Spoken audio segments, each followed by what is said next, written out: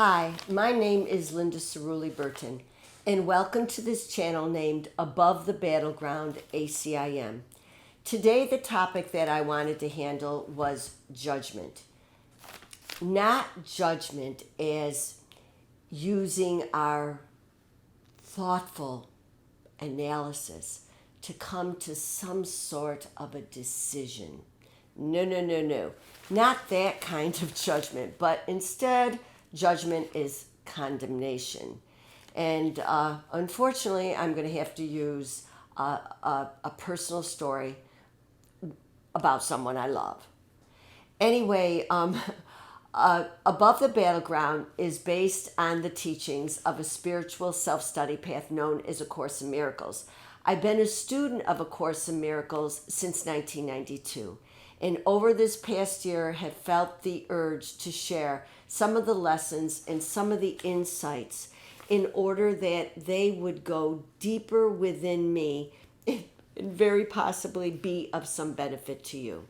So today I want to share something that's kind of embarrassing, but I think I do that quite often. But in this particular case, I've told you that one of my brothers is suffering from cancer, and he had to go through 35 episodes of really powerful radiation, and we're talking about cancer in his head. So I got to tell you, it was no small achievement, even for the treatments not to be called off, because they've had to be called off multiple times, especially in that particular area. But anyway, by gosh, by golly, my brother got through 35 of these intense radiation therapies. And when he went to ring the bell, and I think the ringing the bell is something that many cancer centers have adopted, he had the largest crowd that they'd ever had. And, he cried, and he said he was a baby, and it was just such a wonderful, beautiful event. But then, within a week, he woke up one morning, and his entire body was covered in a rash. And it was awful for him. It hurt. It itched. He was always scratching. And, trying to figure out the relief for it was sort of a profound journey unto itself.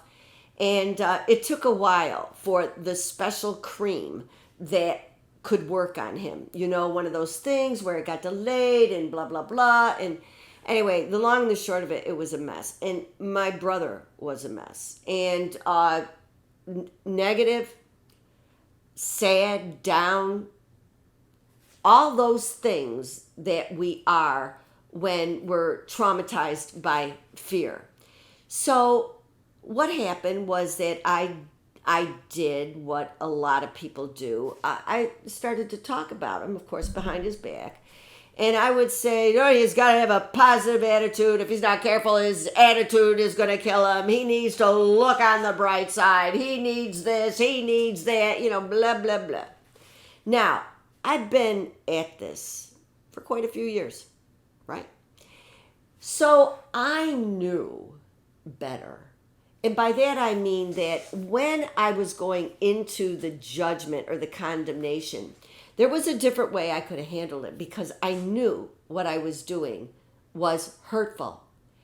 And so let me tell you what, in my wisdom, I could have chosen to do. I would have known that I was wrong. I would have known that there was another way of looking at my brother. I could let go of my original assessment. Oh my gosh, he's so negative. I just can't believe it, right? I could ask for another way of perceiving my brother. And then I could accept the new way of perceiving, of judging, interpreting my brother's pain. So let me simply say that instead of doing that, instead of doing that in a prayerful, kind way, I did it a different way.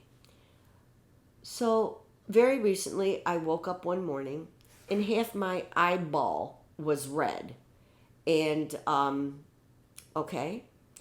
Then later in the day, I chewed face first into a hard loaf of bread and broke my tooth. For anybody who's ever seen, I think it was called Spanky and Our Gang, back in the day. And there was a character named Alfalfa, and Alfalfa had a front tooth that kind of went up, kind of like a triangle, And I'll tell you, I was crazy. So I got an appointment with the eye specialist to look at my eye. Then I called the dentist's office, got an emergency appointment with the dentist, went the next day, found out that the right eye had hemorrhaged. And remember, we're working on my left eye, which is not great. And, I was a nervous wreck. Anyway, excuses. So that was hemorrhage, and hemorrhage would pretty much correct itself. And the dentist fixed my tooth. So basically, I went about 24 hours in my form of hysteria, right? But you better believe that I got it. Oh, I got it. I had one day